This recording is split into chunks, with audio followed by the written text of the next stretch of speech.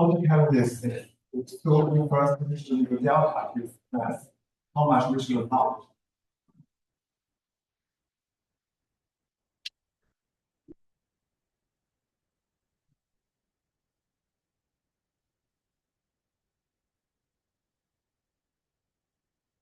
The value of the port.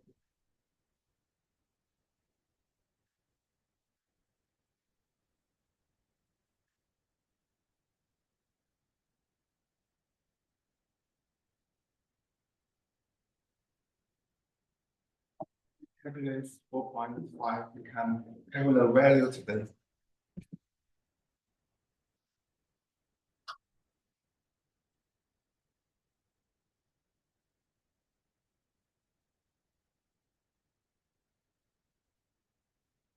After we have this number, we have the value to difference, we can calculate the cost of the option.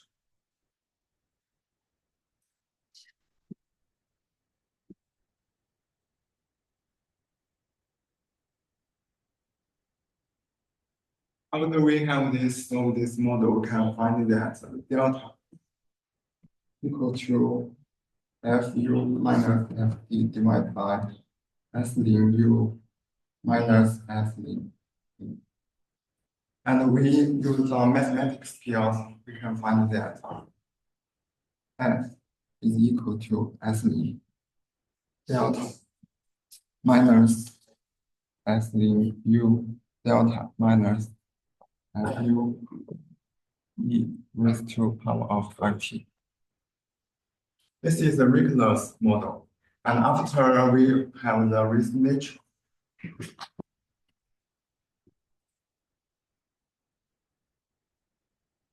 In risk nature model, we have add P to that's the probability we should buy the first one. And we can calculate the P.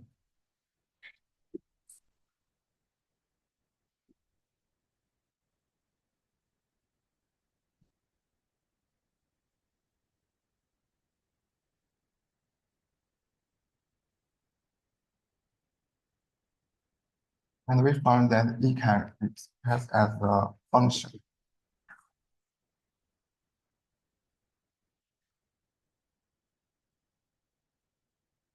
So the option cost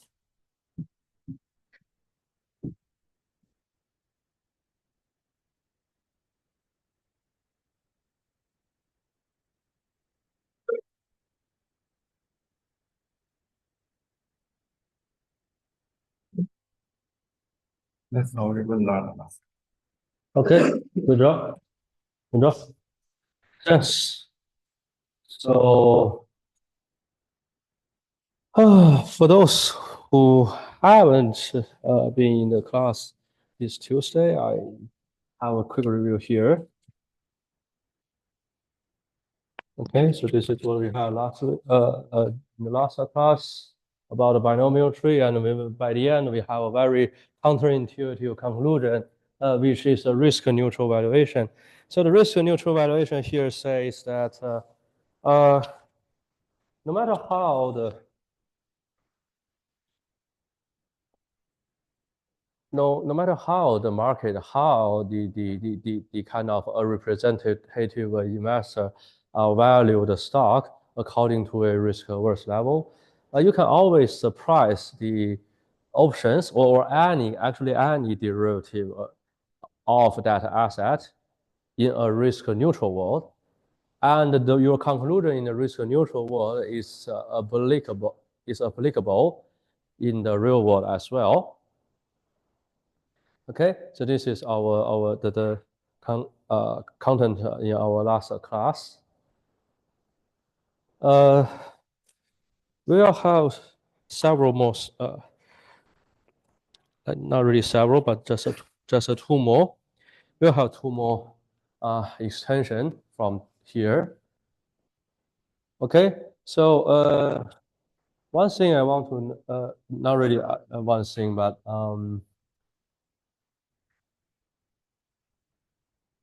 so yeah, let's go. Let's just move on, and I will recap them by the end. So you have F here, and this is from the risk neutral valuation, right? So the F here, write it down in the formula. It should look like this. Okay. So here is your expectation of the outcome. Here is your discount factor. So the definition here is quite clear, very simple. Although the root can be a bit more complicated, but come to here, you can see that we just come back to the high school math, which is that this P is the upward movement probability. This is the outcome in the after upward movement. This is downward movement probability. This is your outcome after downward movement.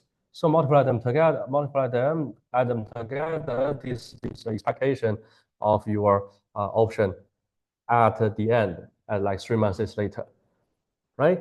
And discounted using the risk-free rate, you have the option price right now. So here we call this risk-neutral value because the P here is the upward movement probability in the risk neutral world. And because you use the P in the risk neutral world to multiply with the outcome, you also discount it with risk-free rate. So the whole process is that you have the guess about how the stock price move, how possible the stock price can move up, possible stock price can move down. Okay, you get the probability in the risk neutral world, and because that is in the risk neutral world, every single asset, their required return adjusted the risk-free rate, no matter how large the uncertainty is. So you can use the risk-free rate to discount it to now. Okay, this is actually okay. Now, the fairy tale cannot last forever, so we come back from the risk neutral world to the real world. In real world, definitely, because on average, okay, as long as we are talking about investment, on average, people are risk averse. So in real world, you can define one more parameter. Let's say if the expected return of the stock is 10% in the real world. Okay, this is just one assumption. So here, well, this is quite a realistic assumption because the stock itself, right, it has an uncertainty, right? It can either go up or go down. So comparing to a risk-free investment, you have uncertainty. You should have the compensation to the uncertainty, which well, in our common sense, this is a so-called high risk, high return principle, right? So if we assume that the people's expectation on the stock investment is about a 10% annual return, then we can just use the formula we had before. So we say that the expected return here, right, it can be simply write like this. Okay, probability multiplied with outcome, probability with outcome, adding them together. So in real world, you can also do the same thing. In real world, here, in real world, the P can be different, right? Here you use the probability in risk neutral world discount with risk-free rate. In real world, you can use the real world probability and discount with it with a real world discount rate. So here it can be like this. So P change to real world, let's note it as a P star. So this P star multiplied with S0U, this is 22 here, plus 1 minus Okay, this is your expectation, expected return of the stock. Okay, this is the outcome of the stock in the good scenario, probability of the good scenario, probability of the bad scenario, outcome in the bad scenario. Okay, this one should be equals to your investment, initial investment value, multiply it with your required return, right? Because this must be true so that 20 is a fair price right now. Okay, this must be true. This equation must be true. Okay, solve this equation, you will see that the P star you get is about 0.6266. Okay, that means what? Means in a risk neutral world,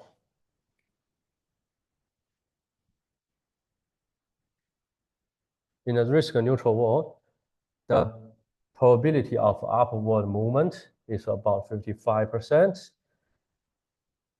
But in the real world, because the required return for this underlying asset is higher, so to make sure all those numbers are true, all those numbers are valid in the real world, including the required return, the probability of the movement should be much higher in real world than in the risk neutral world, so that every numbers here are true. Okay, in the real world, the upward movement probability should be higher. Okay, so here the counterintuitive part of, in this binomial tree model is that usually when you learn the binomial procedure in MGS 2150, right? They first give you the probability. They first and then tell you the outcome. They somehow they ignore either initial spending or the outcome, either of them. Okay. But here in this example, we give you all the numbers here. Tell you that all the numbers are actually true, are actually the fair prices. So then, because all the things should be fair, and the P is not really random. Okay, it should be well determined according to all the procedure here. Okay, one more step is that if you get the real world probability, you can also use this format to think about the expected return of the option in real world as well. So we know that the options discount procedure is like this. You use the risk neutral world probability and you discount it with a risk-free rate. So if you change it a little bit, you then use still in real world. Okay, you then use the real world discount rate. This is the proper discount rate for the option. Okay, and then multiply with the real world probability.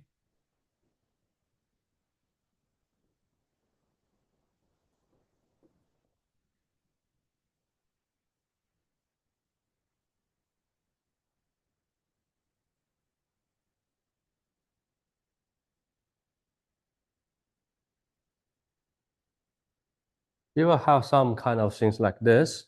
Okay, this is your price get from the risk neutral valuation. This is your modified probability. This is according to the real world movement, according to all the expected return here. You can divide this with this and then get the x here. This x is around the 59%.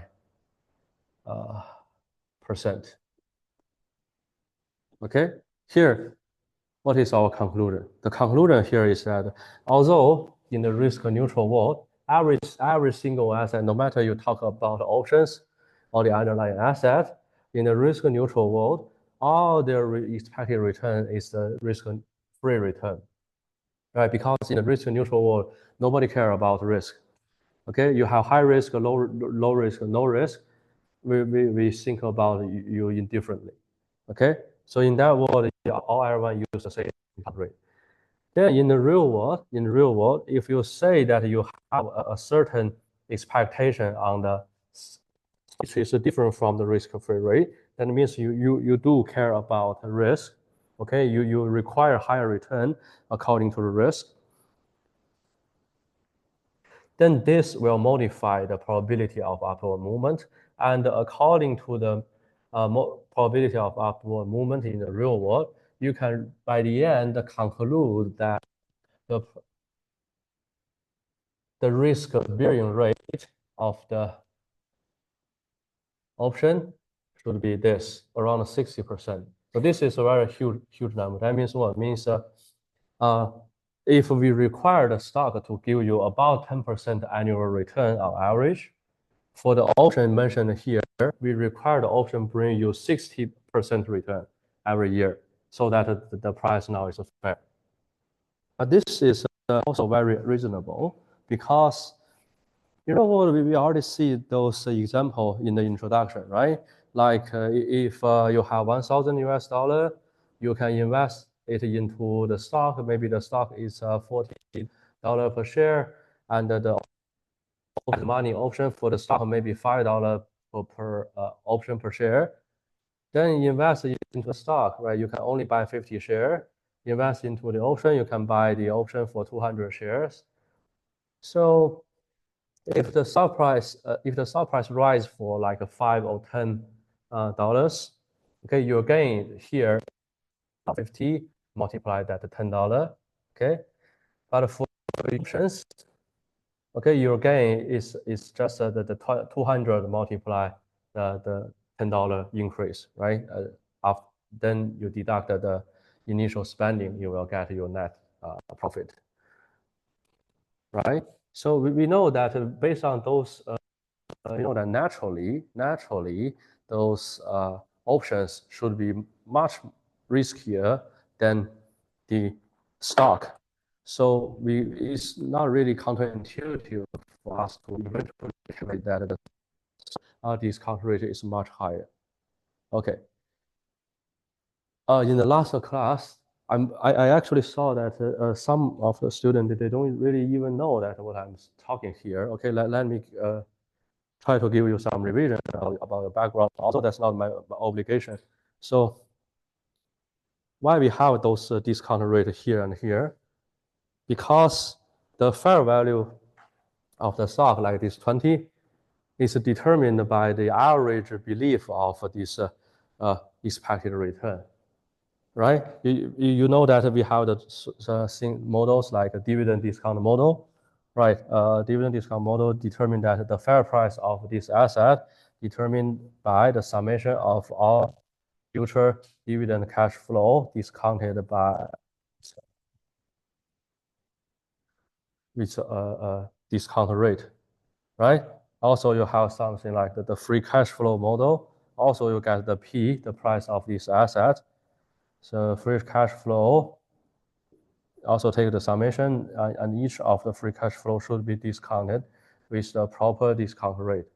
So if you have the previous courses content very rigorously in your mind, you will know that actually these two discount rates are different, right? This discount rate this is your cost of equity, right? What is cost of equity? Cost of equity is the cost for the company to raise the money from the market, and take it from the investor's perspective. Cost of equity is the investor's expected return on equity, right? So for free cash flow, what is your discount rate? This is the WACC, right? Weighted average cost of capital. This is the average cost for the capital you raise for your company's operation. From the investor's perspective, this is the investor's average expected return on your company's capital investment. Okay, so all the discount rate you use when you evaluate your investment, they are about your expected return. Okay, and so that's why we actually use the expected return here. Okay, so if this part, the left-hand side, is your outcome in the end, 3 months later, then this outcome using the proper discount rate according to the expected return should just equals to your initial investment value. That's the fair value in the market, right? So the same thing apply to the option. If you know the option price and also you know the option's future payoff, even if the probabilities, then by match the present value, the fair price of the option with its future outcomes, you will eventually conclude that actually, according to this tool, what happens in the future, what happens now, you will see that people's average belief on this option, people's expected return on this option. And this expected return is relatively huge. Okay. Well, that's it. That's it. This is here. Okay. I understand. I understand that risk neutral valuation is quite hard to accept at the beginning. Okay, I did have the same experience as you all when I was undergraduate, and I was quite shocked by that time because you know I'm kind of a very confident people, so I never think about that in the finance area. There is anything I cannot understand, so I was quite shocked when I was an undergraduate. But later, gradually I understand it as long as I learn more. Okay, so here actually you already have everything necessary for you to understand this concept. Okay, although if you check in the website, check in the internet, you can see that they can explain the risk neutral valuation use like a major variation. So that's like in the real analysis, there is a Q major, there is a P major. Okay, and then the Q major can always be discounted in the same rate. Okay, but trust me, that won't help you now. That won't help you now. Okay, now you have everything here already. Okay. Don't be scared. Don't be scared. So in the morning, I actually told the student a story. Like so, it's about the Nobel Prize here. We know that by the end, the option pricing model, they got the Nobel Prize in 1997. Okay, so now you're actually learning something very brilliant, something related to the most brilliant research outcome in the mankind's history. Okay, it's quite natural to feel it's difficult. Okay, and don't really be scared. Okay, sometimes when after you have taken this course, some people say, this derivative looks too hard. Maybe when I try to find a job, I need to avoid it. Okay, that's not the case. That's not the case. Okay, I actually try to write one example. So I said that this Nobel Prize is actually quite similar to the Nobel Prize just I think 3 years ago for Diamond Dewey Bernanke. Okay, I said they are similar not because they both have 3 scholars to be awarded with prizes. Okay, it is all about that they are kind of the past killer. Okay, so if you check the research journals in the academia, after they got the Nobel Prize here for this option pricing model, it's about 20 years ago. So in recent 20 years, 2 decades, very a few papers about options got published. Because after that, everything looks so boring, right? So boring. So you can see that what you have learned here, although somehow those conclusions are drawn like 50 years ago, but it's still not outdated. It's still not outdated. So in other area in the finance, okay, that's not the case. Okay, what you have like just 20 years ago, it's totally different from what you have right now. Okay, but for options, in recent at least 20 years, the nature in the industry doesn't change that much. So you can think about that. Although now the journey is quite tough, but in the future, right, you don't need to learn anything new. Okay, that is there. Okay, you already learn what is in the Nobel Prize. What else you can have?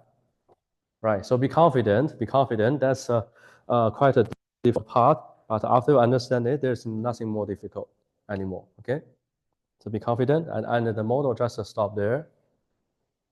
That's it. That's all the stuff. Okay.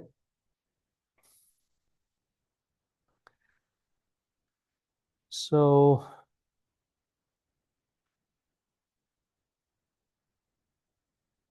let me use this again. Let me use this document camera again.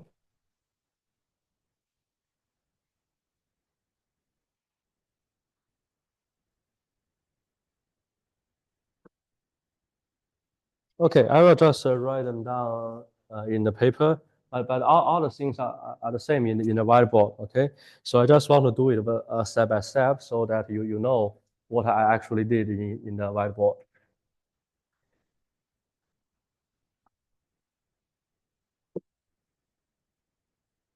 Okay, so we already finished the one-step model. Okay, we finished the one-step model, and to move to the two-step model, it's actually quite easy to extend it. So if, for example, you currently have the S0 here, and you do not have one-step binomial tree model, but you have two, you can do it in this way, okay? And to make the calculation simpler, we can make the model with some tricks. Here, the first trick is that we want the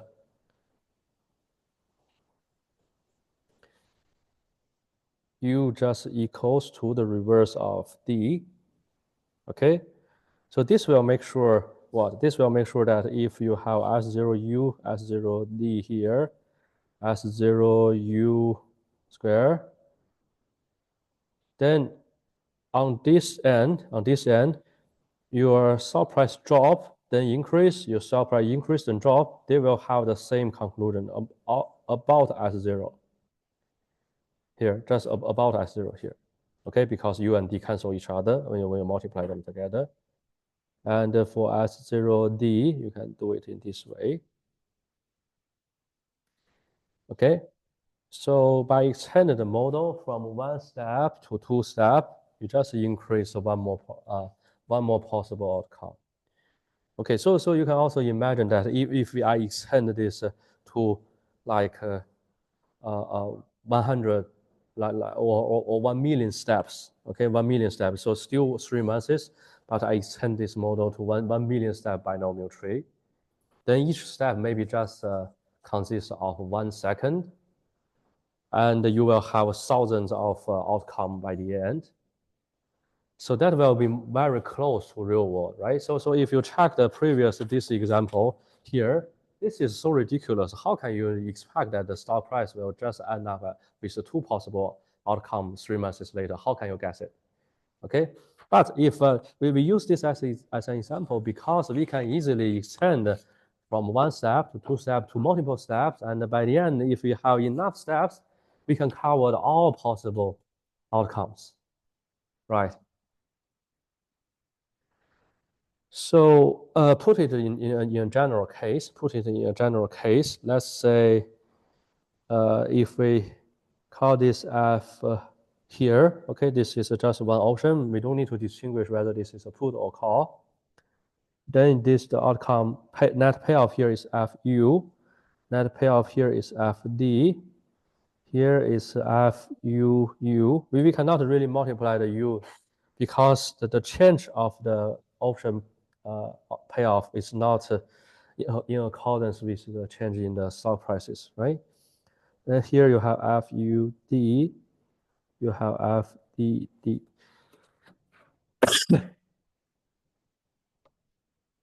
Okay.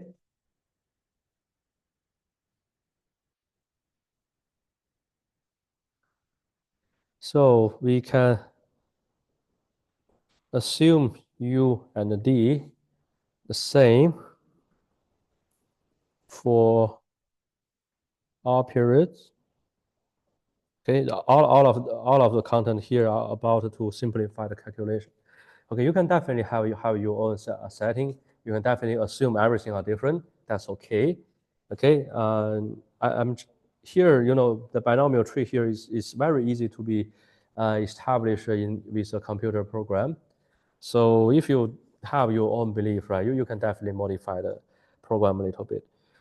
So here for the small tree here, you can just take the formula we had before. So the formula is f p f u plus 1 minus p f t e negative r t. Okay, right. So for this term, your starting point is f u, end point f u u f u d. Change it a little bit, and so your whole time length is t. Then here, let's say this is delta t. This is also delta t. So just change the notation a little bit.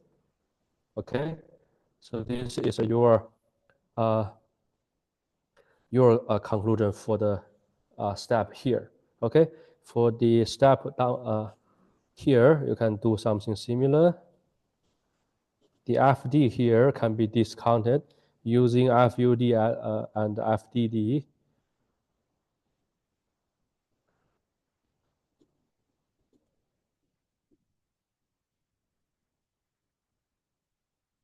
Okay, and for the first step, you will have F can be discounted using FU and FD.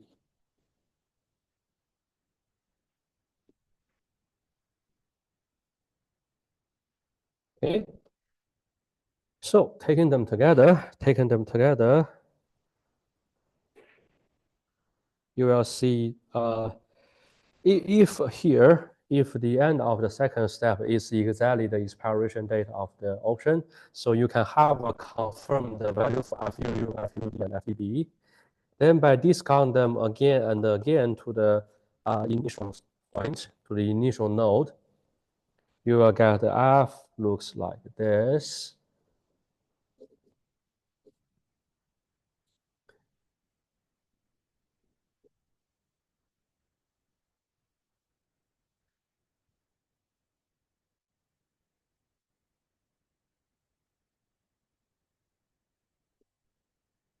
E negative 2 R delta T.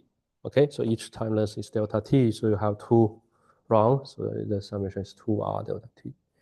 Okay, so well, if you check this formula, this is something you should be very familiar with. Okay, everyone have your high school math, you should know it. This is the summation of squares. So okay, this is x squared, 2xy, this is y squared, right? So this is some high school math, right? So this is just one example. You can extend the one-step binomial tree easily to 2 steps once you have the conclusion like this. Once you have the conclusion like you can always combine the expectation with the discount factor. You can have the current option price. Okay, you can make this discount again and again. Okay, you extend it to 3 steps or 4 steps. No, it doesn't matter that much. Okay. So next thing I want to mention is the delta here. Okay, it's a delta here. So in the example, I call the number of shares of the stock you need to long, I call it a delta. I didn't call it X, I didn't call it Y. There is some purpose. Okay, there is some purpose behind it. Okay, I call it delta because if you check the formula for this delta, FU FD S0U S0D. This is just like if you draw the payoff structure of both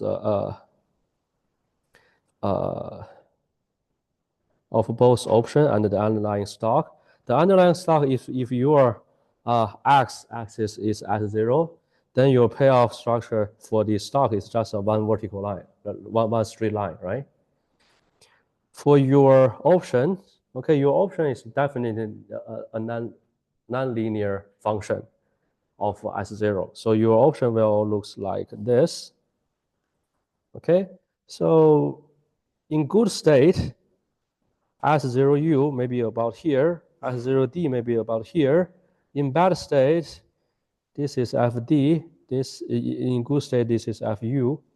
So you can see that I'm just taking the difference between these 2 points and different with these 2 points. So what I'm doing here is to check the price sensitivity of the option against the underlying asset price. Okay, so take it in other words, delta represents the price change in the stock option in accordance with a $1 price change with the price of stock. Okay, so in your mathematical way, this is the first order partial derivative of the function. So this delta here, basically, we can tell that this delta is a ratio of the change in the price of the stock option to the change in the price of the stock. This one, mathematically, this one also known as first order partial derivative. Okay, and this is actually the optimal hedge ratio we have in the future captures. Right, when we talk about the how to hedge using future, right? We determine the optimal hedge ratio. This is the delta here is the optimal hedge ratio.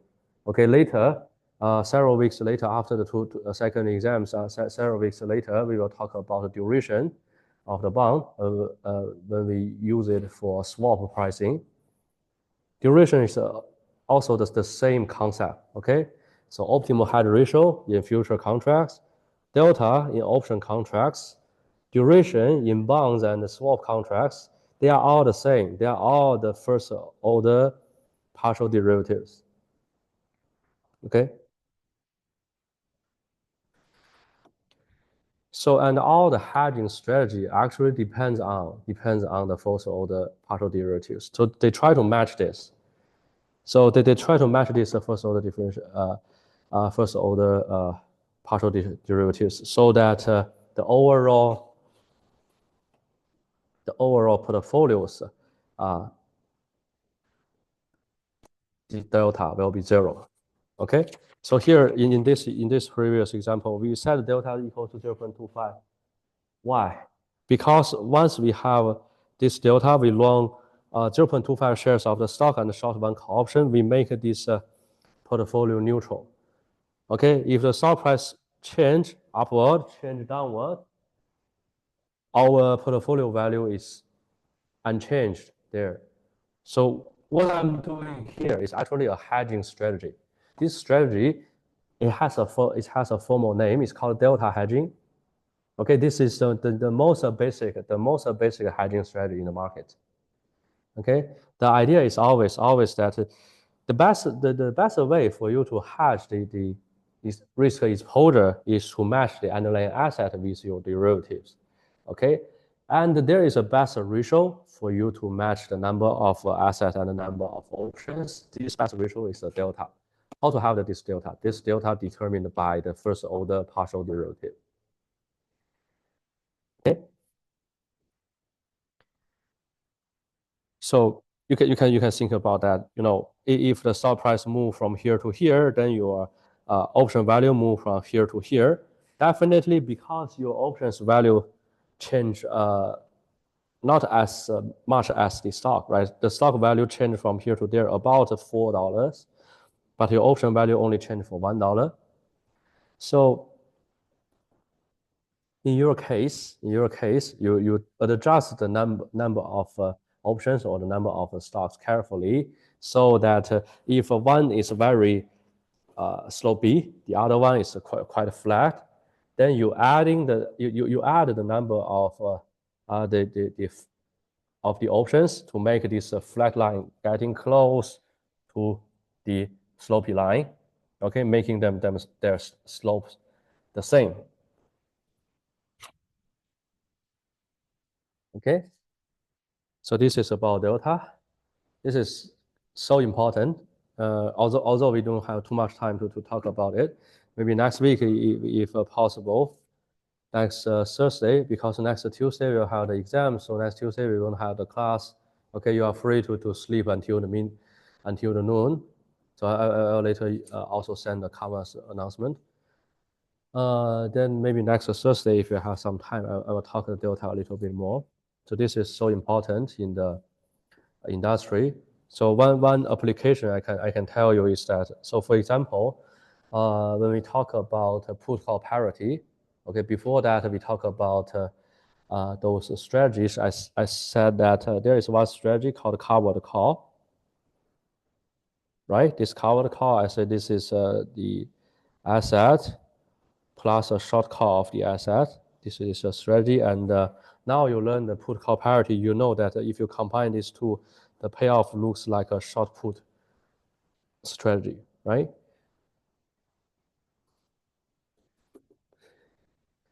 But in real world, here you cannot really just like if you hold 1,000 shares of the stock, then you just sell the call option for that 1,000 shares. You cannot just using the one by one relationship, because if by the end you have a short put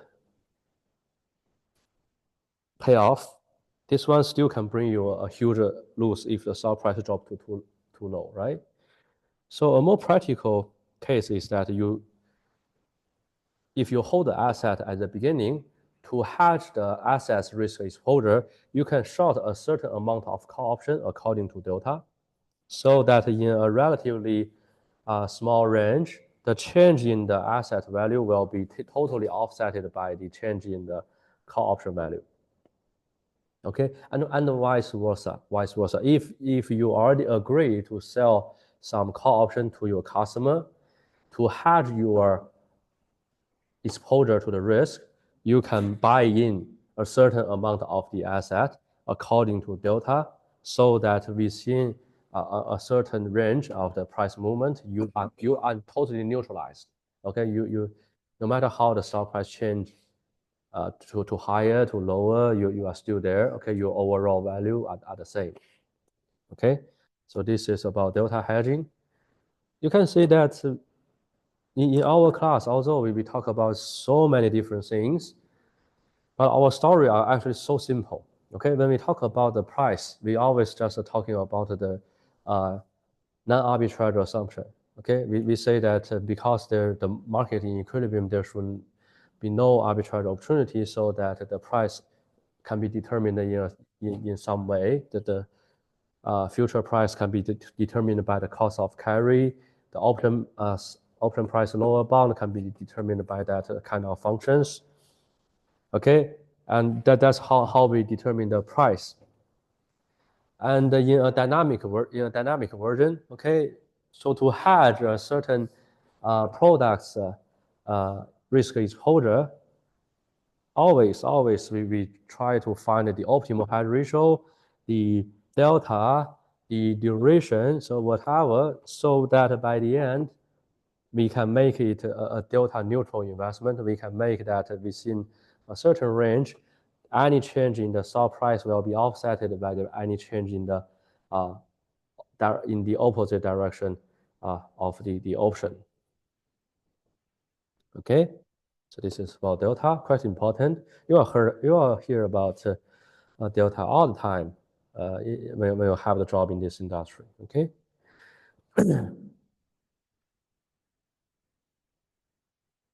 So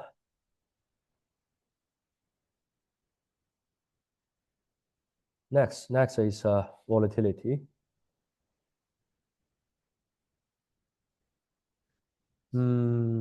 how about let's talk about that in this way, okay?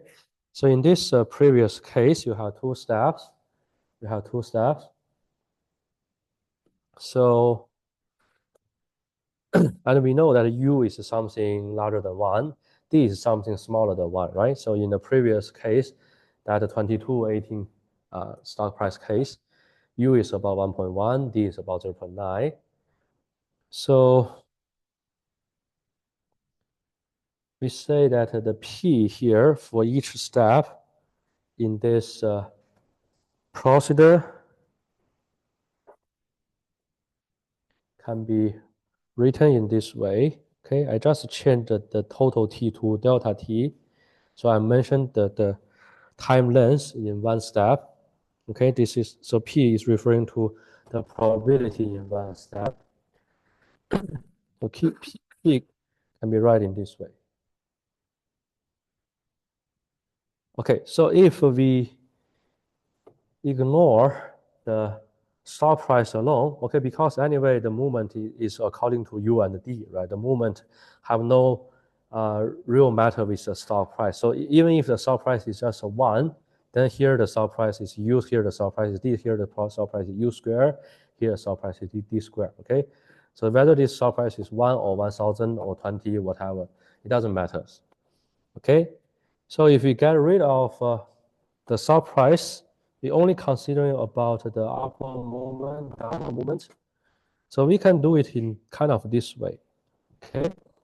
So if we use P multiply with the mean U, okay, U is 1.1, right? The mean of U and D is definitely 1, okay? U 1.1, D is 0.9, the mean of U and D is 1, right? So the mean U value like this, take the square. This is the case in the first step. Okay, and in the last step, you have a probability 1 in the downward movement, probability 1 minus P. The mean value of downward movement is this. Okay, take a square. So minus P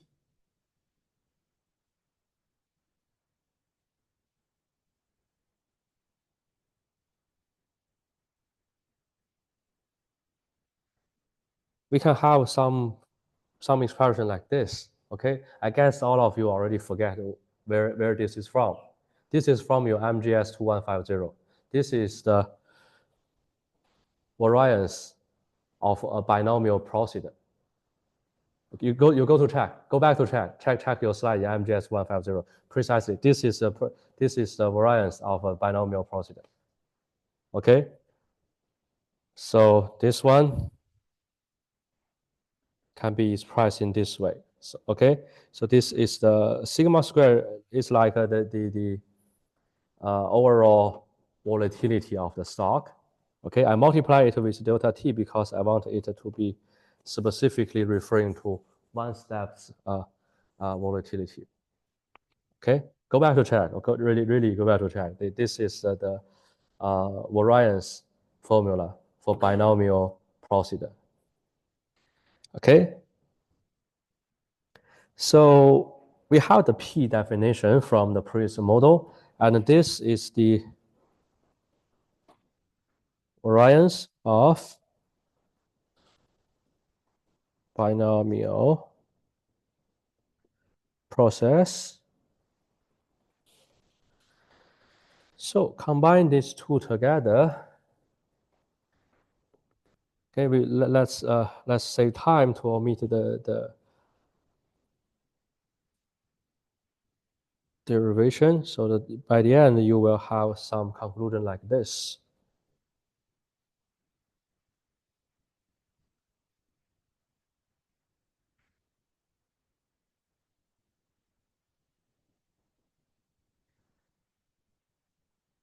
Okay, so this is like a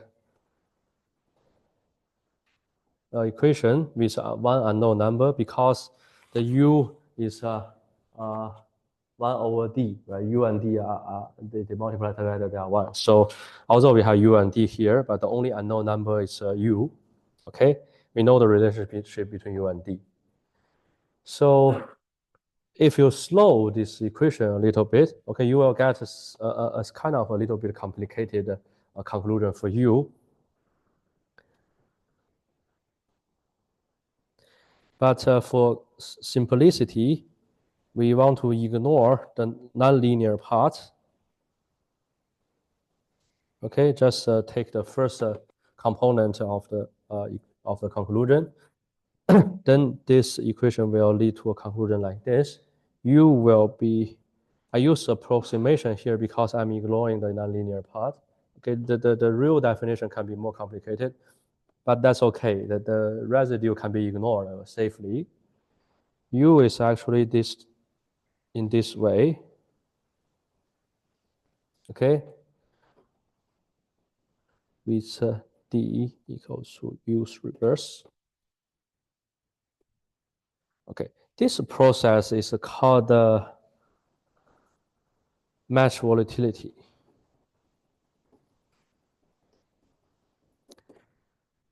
Okay, so the purpose of this process is that we know that the u and d should not be randomly determined, right? U and d here, it should be determined by the stock's uncertainty, right? If the stock's risk is high, then the stock is quite volatile. Then the U and D here in our example to match with the real world case, the U and D should be larger, right? So we know that definitely U and D have some relationship with the volatility, with the sigma, right?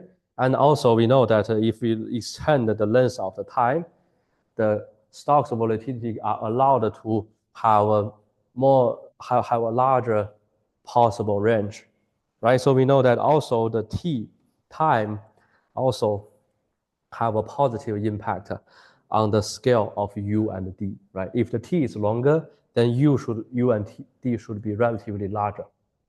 Okay, and if the stock alone is quite uncertain, then u and d should also be relatively larger. Okay, so here these two are about to solve this problem. So by the end, it brings to this conclusion. U is about a function of a sigma and delta t. Okay, quite natural, right?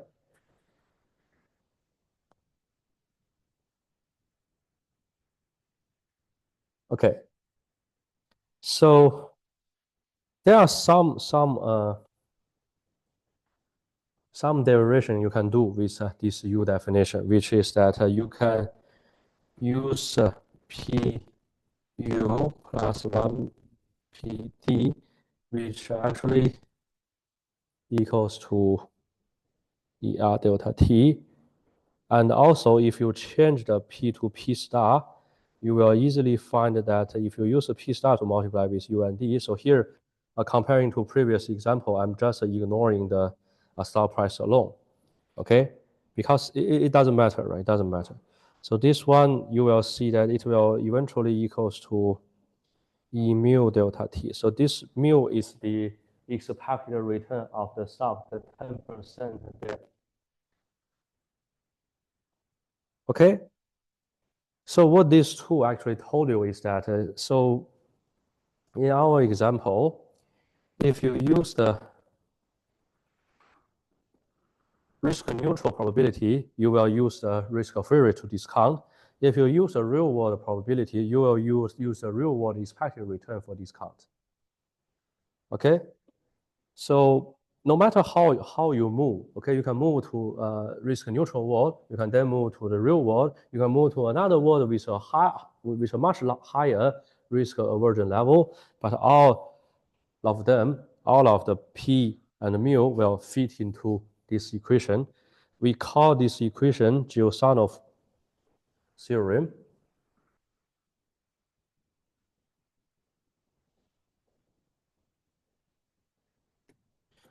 Okay, put it in a plain word. Put it in a plain word. What Gilsonov theorem tell you is that moving across different walls with different risk averse level will change your expected return of a certain asset, but it will never change the uncertainty of this asset. Okay, if you get the idea of this Sano theorem, you know why risk neutral valuation is there, why risk neutral valuation is true. Okay, let me repeat that again. So moving across different walls with different risk averse level, the expected return of the underlying asset will always change according to the risk averse level, but the uncertainty of this asset will never change. Okay? So 3 words, simply put it there, the volatility is the same. Okay? And in the equation here, y volatility are the same because U and D are the same in any words. Okay, U and D, what U and D represents? Here, U and D represents some measure of uncertainty, right, within a certain time length. Okay. All right, so